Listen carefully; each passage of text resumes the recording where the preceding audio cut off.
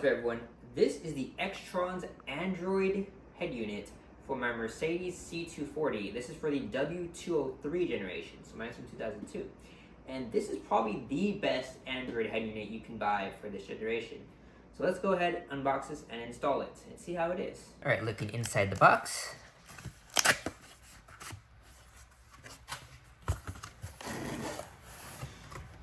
Alright, so you get the user manual on top. And when you open the box, you have, this is the head unit. Let's see how big it is. Okay, so, oh, I like the sound of that already. Here we go. It's supposed to look similar to the OEM Mercedes. This one has the DVD CD player, which is nice. We have our harness here. And then this bag, we have the GPS antenna, 4G LTE antenna, the radio adapter, and a bunch of other things here. We also have the CAN bus. Alright, so let's get started. Alright, first of all, I want to apologize because in all my videos, I normally show the disassembly process. But this is how I bought this car. This is how I got it. So there's a radio screen in here. I don't like this screen because, first of all, these buttons don't light up. So at nighttime, I can't even like change the volume and stuff. But these buttons are not working because I think the CAN bus or something either is wrong with the CAN bus or with this unit. I don't know what it is, but yeah. So normally what you would do is you'd remove the AC vent here, use a pry tool and pry it out. Maybe you guys can find a video on YouTube for that one. And then one thing I want to mention is this originally was a single DIN radio and the sunglass holder. So normally you just use a pry tool to pry all these things open. So I'm gonna go ahead and disconnect this old unit and then we'll start the installation of the new unit. All right, so to remove these buttons, there are screws all around here that you need to unscrew. So we're gonna unscrew those. The same goes for the head unit. There's normally like screws around here on the OEM head unit that you have to remove to get that out. So I'm gonna remove these screws and then we're gonna disconnect this wire to get these buttons out.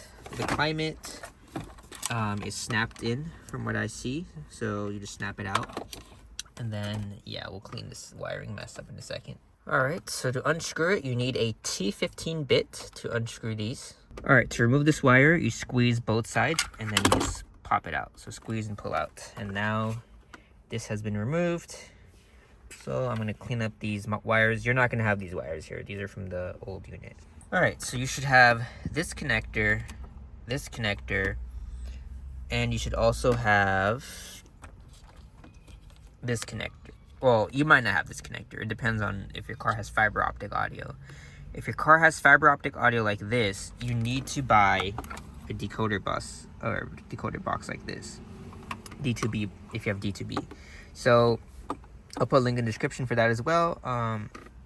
Easiest way to know, obviously, is disconnect the radio and see if you have this connector, fiber connector. So you need fiber connector and then these two connectors here.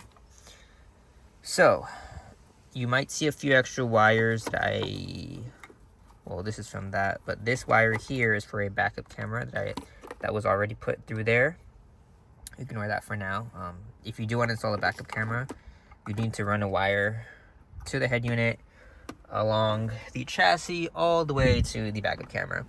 But you don't have to worry about that yet. Now I need to talk about some important things that no one talks about referring to the head unit. So this was done on here. When I got the car, the head unit wasn't working, and I realized there's a reason for that. And the reason is because the way this is wired is it doesn't have, so this is the wire I cut. This is the 12 volt on, the ACC line. Basically, when you turn on the car, this needs to receive 12 volts so the radio knows to turn on. Okay, so what I did, because you're gonna have to do this with the new radio regardless, is all the way in the back there is this wire that's yellow and black. I already spliced it, as you can see here. That wire goes to the cigarette lighter port here, and this cigarette lighter port only turns on when the car is on. If you want to test that on your car, just plug something in here that has a light or something, so you know that. So you need to tap into that. So cut a wire or splice the wire, and I just use this Wago clip Wago clip to make this. This is my 12-volt ACC line. So we're gonna need this. The second thing is, if you do need a decoder box, the wires on this box are not really connected anywhere because you have to connect them yourself. And the most important one that you need to know about is the blue one. The blue one is called Wake Up, and that one goes right here. So if you look here, it's connected to the same line as the light blue and black stripe wire. So all I did was strip this wire and stick it in there, and then just taped it here, and that seems to work.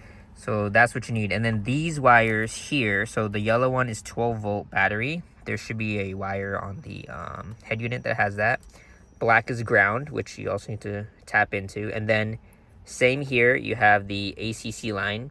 This ACC line and the one from the radio is going to be connected to this wire. So I'll show y'all when we get to that point. But first, let's start connecting the radio harness. All right, first thing to do is to remove these two screws. All right, so I plugged in the harness right here. And next, this little connector here is gonna connect to the CAN bus adapter here. All right, CAN bus is connected.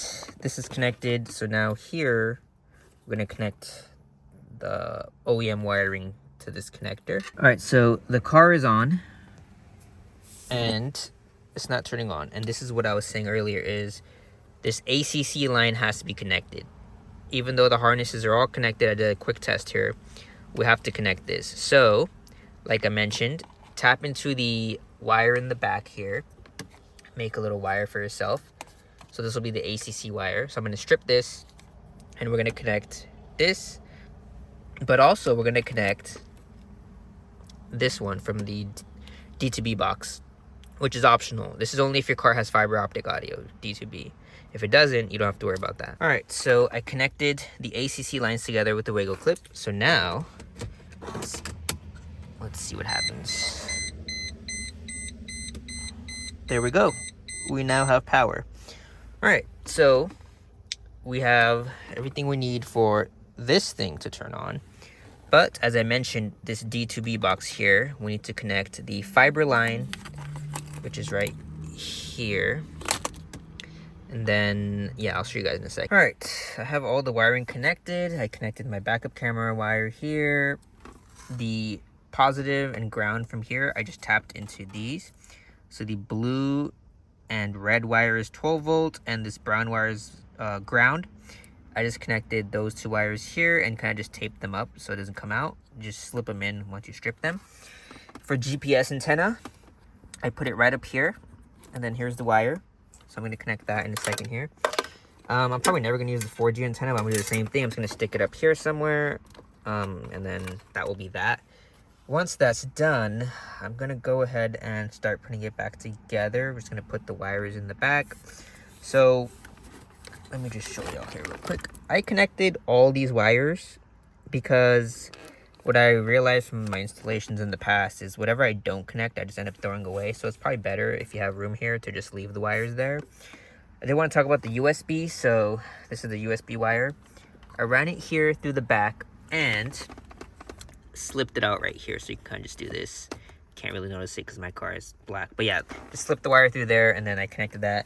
There is two USBs. I don't know where I put the other one. I'm probably just going to connect one. Honestly, it should be enough. I don't really plan on using USB too often. But yeah, so that's all the wiring. This is the audio from the D2B decoder box. And I connected the fiber optic here. So now all we have to do is just move things around so that we can stuff this big boy in there. And then we'll slowly assemble things back. All right, for the radio, this is the connector. And then this is the adapter that comes with it. And it's just going to plug in right here in this hole. All right, so if you want your steering wheel controls to work, this wire comes from the CAN bus and you want to connect it here. So this is why my steering wheel controls weren't working and I figured it out. And then the A1 wire here, this connects to the car right here. And then this is also going to the CAN bus. This is the CAN bus from the CAN bus. And yeah, looks like a mess here, but we'll go ahead and clean it up. Alright, so I can't get it in, and I think it's because I need to remove these little stubs on both sides. So I'm going to remove those and see what happens. Alright, once you have your wires situated, we're just going to go ahead and connect these 4 screws. So 1, 2, 3, 4. So we're just going to connect these in. Alright, so we have it in place. Fun fact, this is actually the OEM one that came with mine. The black one was an aftermarket one.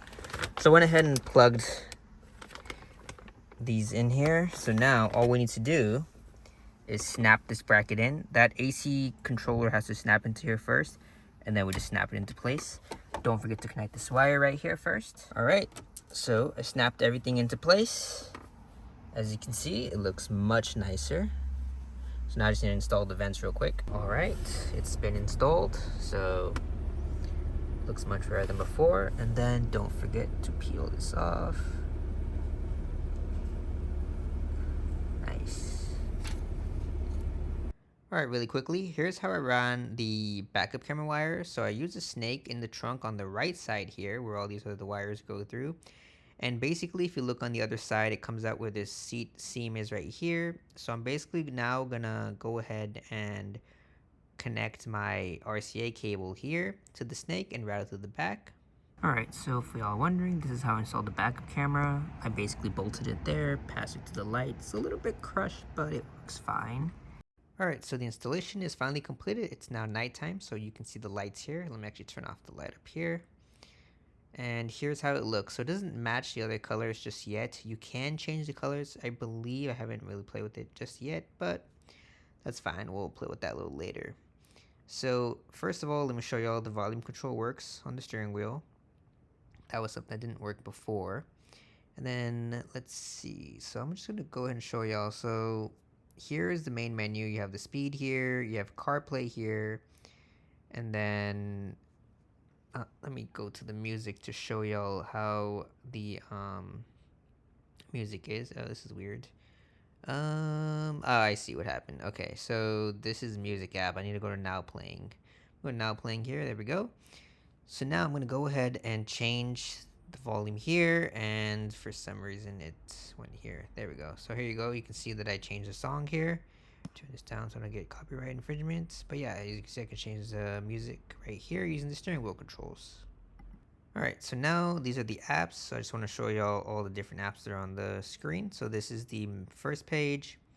Then we have this page here, and then this is the last page. Now I'm going to go ahead and show y'all the DSP. So here's the DSP. So here's Smart Bass. This is the factory settings here. And then there's also a loudness. Here's the loudness settings. This is also factory. And then there's an equalizer. This is my equalizer setting.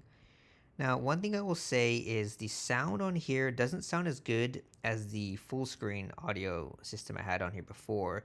And I know it's not the audio decoder box. I know it's the head unit because the other one used the same decoder box.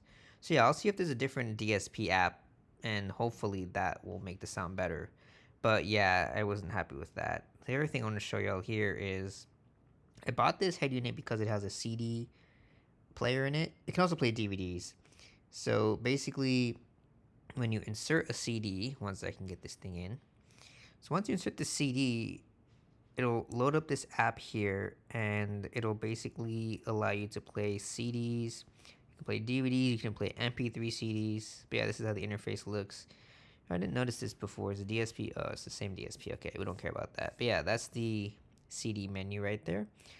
So now let's go to menu. I want to show y'all the settings here.